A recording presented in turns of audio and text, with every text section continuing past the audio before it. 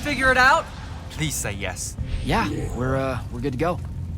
With this, I can destroy the Binding Stone. We just have to get close enough to Sandrak.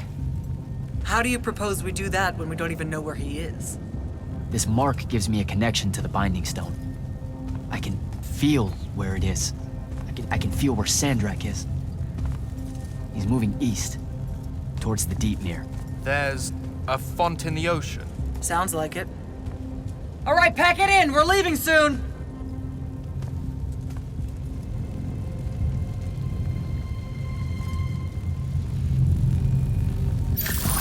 What's the play, sir? Devin and I will stay here at the Shrine Forge for a bit. See if we can find anything else of interest. And rig it to blow when the Rashanians return. You need to get back to the Palathon and brief Kirkin. She'll figure out our next steps. But when you use that mark to destroy the Binding Stone, I want to be there. I want to see Sandrak's face when you just crumble it in his hand. You don't have to tell me twice, sir. All right. That'll be all, Initiate. Now head back to the Palathon.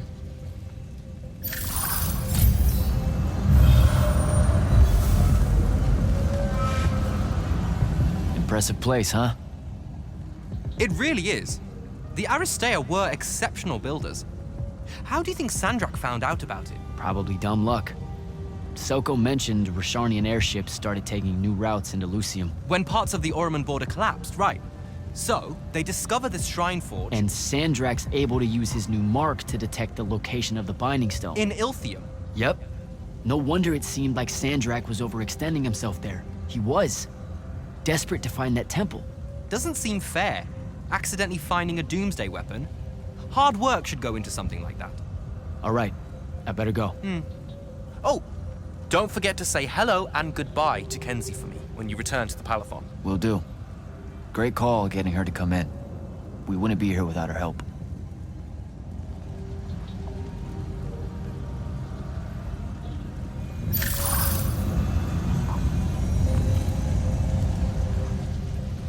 I told you to head back to the Palathon.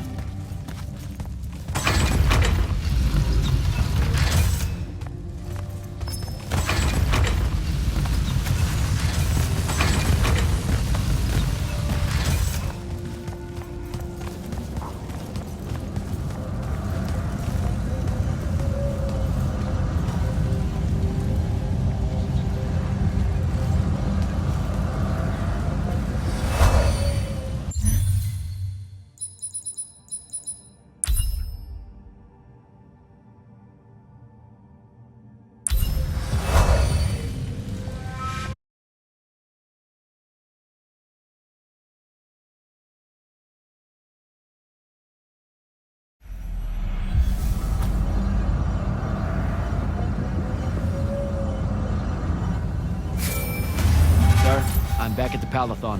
Well done, soldier. Meet me in the vault. We can finally have that conversation that I've been trying to avoid. Your lordship.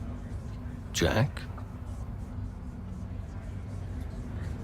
So are you a spy of the king? That's what eyes are, right? Yes.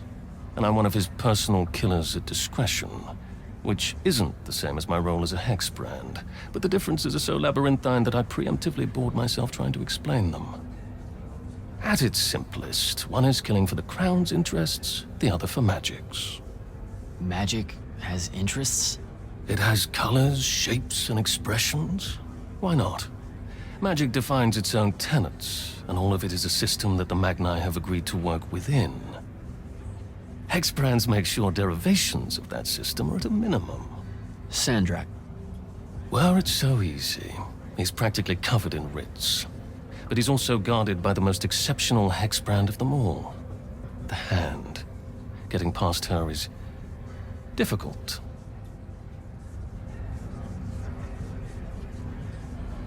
Talk to you later, Hauser.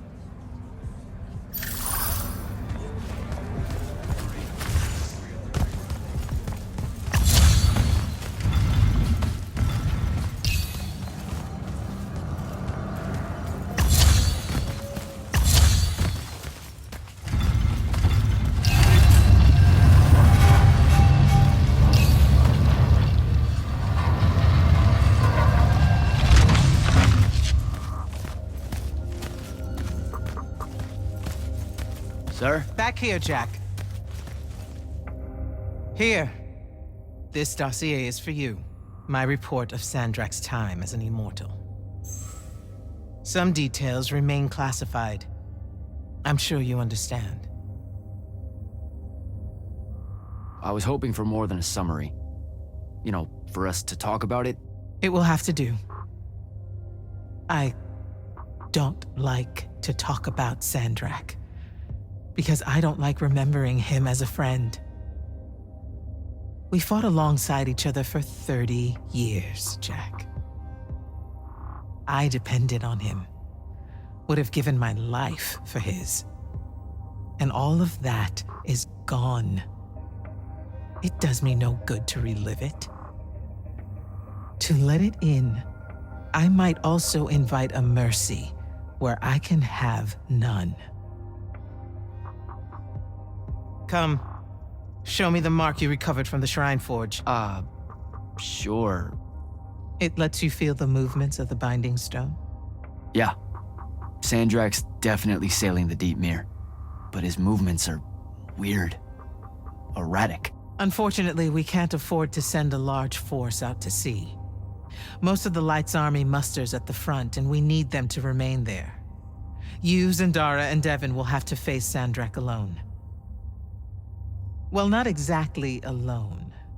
My contacts in the Clayless Traders Guild provided us with a Colossal during the Trench Ship Rebellion. I never gave it back. It'll take time to wake her up. She's not seen service in a very long time. Captain Selko's a fine steersman, if I recall correctly. And I can guide him to wherever Sandrak is using my mark. That's the plan. Now, unless you have something else to ask me, that'll be all. You've been hiding anything and everything about Sandrak being an immortal since day one. I deserve more than a report you wrote up. Tell me, Jack, if you had a very close friend that you shared a common cause with for the longest time, a vision of what was right and true and good, and they betrayed that vision, betrayed you, how would you feel? Would you want to talk about it? Could you talk about it? If the person you once knew became someone you could never now understand? Yes, absolutely. I'd have to know how it even got to that point. Sandrak and I were companion in arms for longer than you've been alive.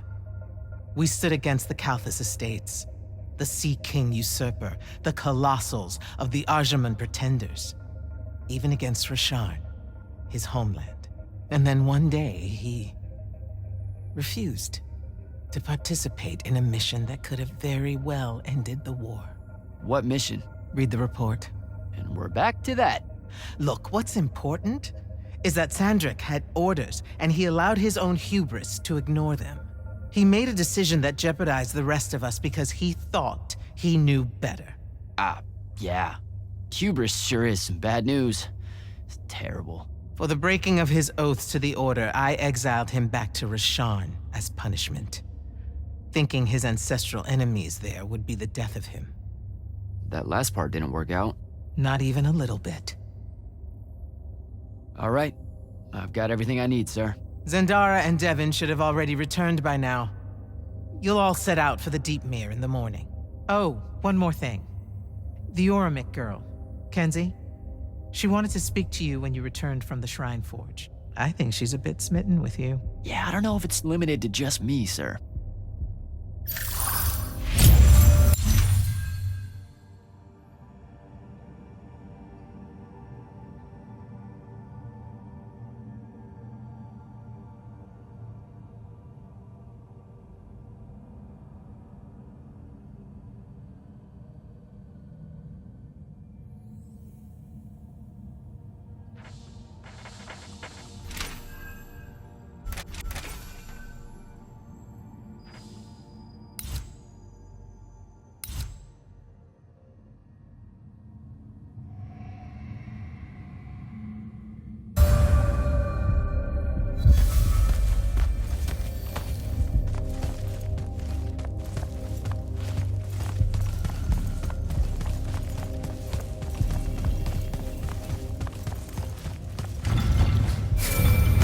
Initiate, come up to the war chamber.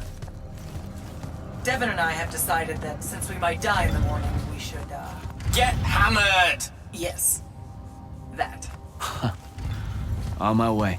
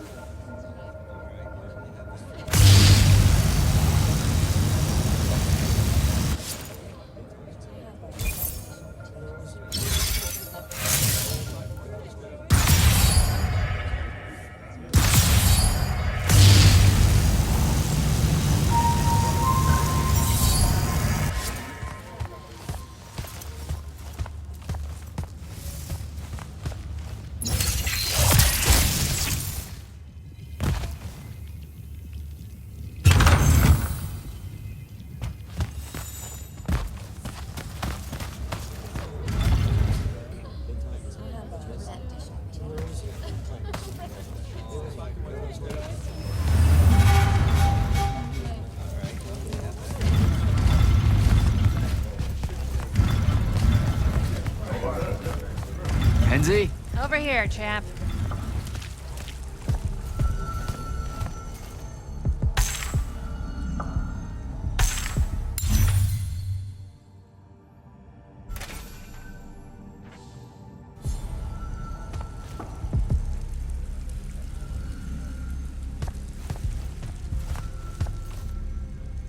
Did you get lost? No, I just... Everwar Central here just kind of skeeves me out. And then someone told me about all those names out there being dead people, and it... The garden area thing, it was nice. Yeah, the names hit me pretty hard too when I first got here. I was going to leave, but then your boss lady said you were on your way back, and there I am thinking about dead people, and then of course I suddenly can't get Thaddeus out of my head. I'm really sorry. I know you two were close. He was such an asshole. Did he... When you hung out with him, did he talk about me at all? I really looked up to him. Come on. You know he couldn't not mention you. Really? Really? Oh. What'd he say? Huh? Come on, what'd he say? He said you were, tough. He really liked that about you. Tough? Yeah. You know, resourceful and rugged. Could fend for yourself. Oh, so it made it easier for him to leave since I could fend for myself. What? No. That's not what he meant. Thaddeus just really admired that part of you. That's all. The rugged part of me. Hey, look, those are his words, not mine. All right then. I guess my job's done here. I'll be off. If I can remember where the exit is. This place is stupidly huge. We're heading out to the Deep Mirror tomorrow to beat the hell out of Sandrak. You wanna come? The ocean? Oh, hell no. No one from Orman knows how to swim. Well, neither does anyone from Saren. We'll both be trailblazers. Also, you're good in a fight. We could use that. I helped you out once. Do it again and I'm just another pawn of the hegemony. Count me out, soldier boy. Worth a try. Swell digs, by the way. Pretty enlightening seeing how the other half lives. Look now, I grew up in the Underbridge. In the slums. I just work here. My bad. Totally didn't realize you were keeping it real. Bye, Kenzie. And hey, thanks for the assist with finding the Shrine Forge. See ya, hot stuff.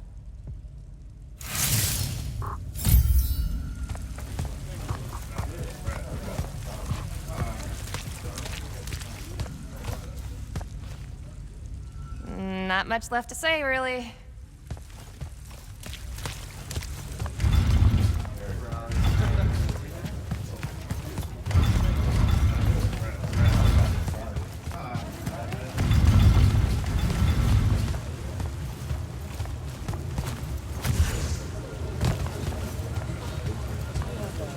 Ambassador Demily? Hello, Jack. The King. Have you heard anything from him lately? He's still in hiding. Royal communiques are few and far between. Why do you ask? It's just, things are escalating. Everyone feels it. Rashawn too easily presses in across the wound drifts. The forces Sandrak committed to the siege of Lavenry will not withdraw, and the front. If Kirkin has a plan, it would be nice of her to share it with me. I have to go, Ambassador.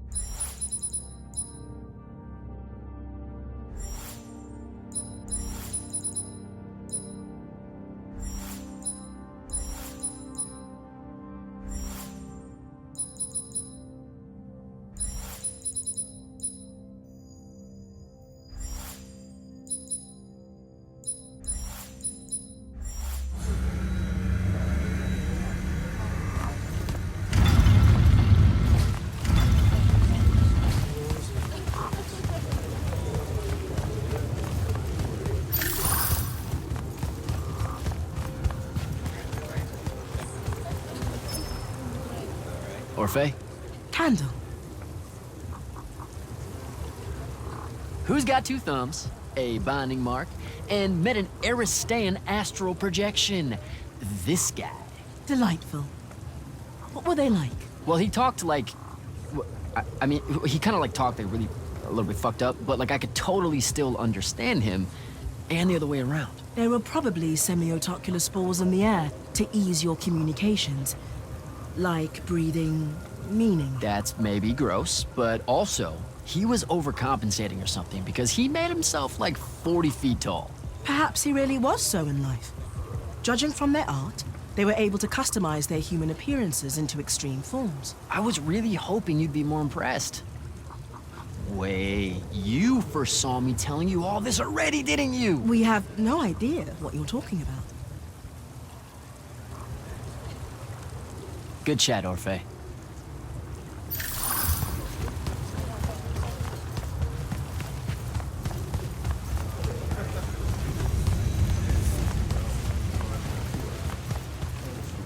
Drinks in the war chamber, Captain. You're invited. Count me in, sir. See you when my shift is over.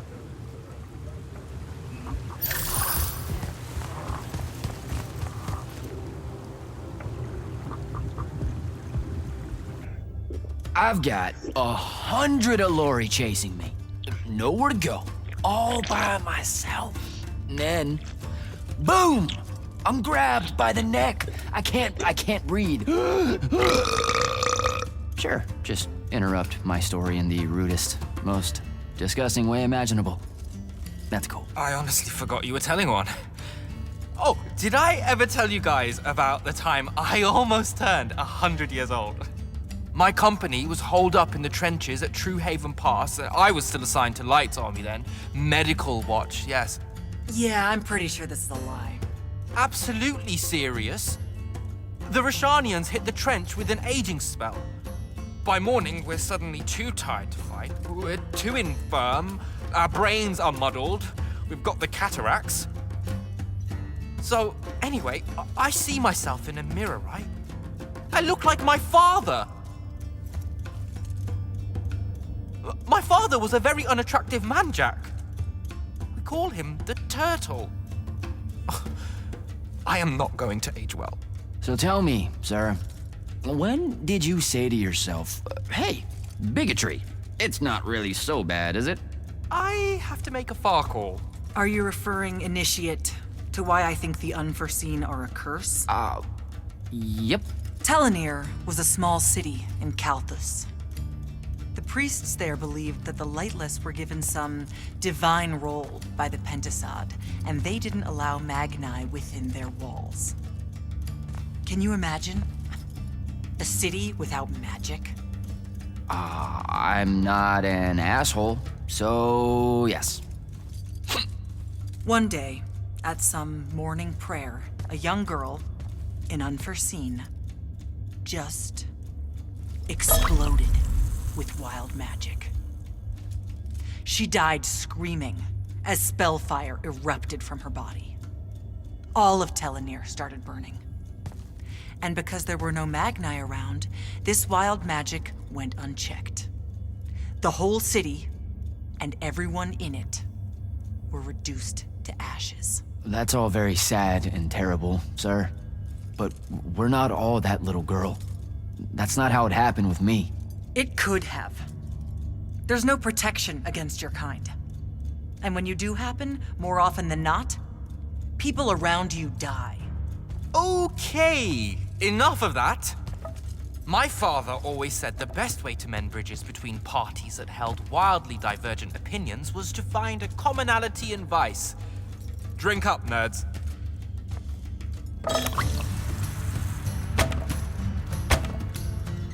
Another.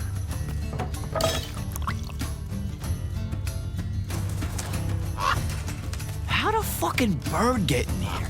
Oh, good. You see it too? Phew. You still have that thing about birds. Birds absolutely do not give a shit about the way their heads look when they walk. I would be mortified. Another.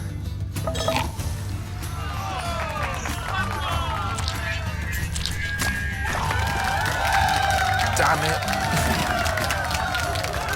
Another. Use your lash! Use your lash! I know. Another.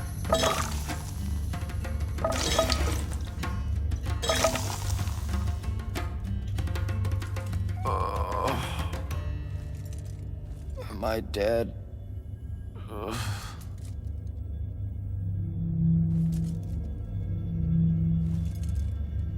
It's him, isn't it?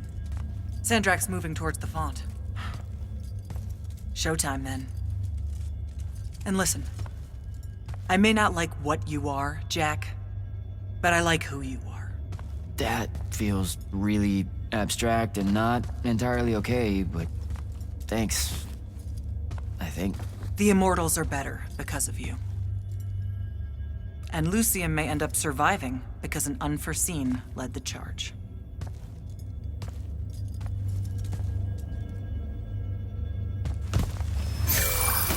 Morning, sir. Unfortunately. It was a good night, sir.